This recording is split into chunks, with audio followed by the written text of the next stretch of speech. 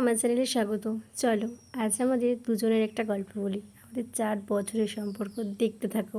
আমাদের আজকে অনেক দিন দেখা হবে। কেমন আছে? ভালো ফ্রেন্ড। তো আমি একে আজকে নিয়ে আসতে গেছিলাম, অলরেডি কোচবিহার থেকে আসছে। আমার লাগে বেস্ট ফ্রেন্ড বলতে গেলে। এই যে ব্রিজ, আমাদের নামখানা ব্রিজ।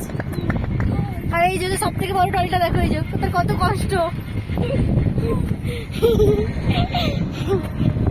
আর আমি এসে যেটা আমাকে খাওয়ালো, আইসক্রিম খাইয়েছে, এটা আমার গিফট।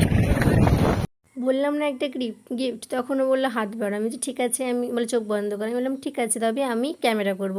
তো ক্যামেরা করি, দেখি আমার হাতে একটা কি গুঁজে দিল, কি সুন্দর গিফট, একটা কানের। চলো তোমাদেরকে দেখাই।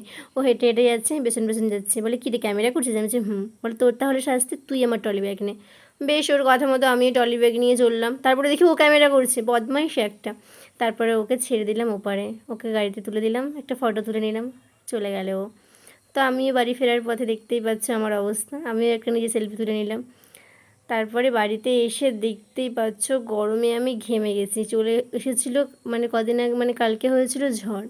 আর আমাদের বাড়িতে নেই কারেন্ট, এতটাই গরম লাগছে, এতটা ক্লান্ত লাগছে, কিন্তু কিছু করার নেই। ওর সাথে আমার 4টে বছর পর দেখা।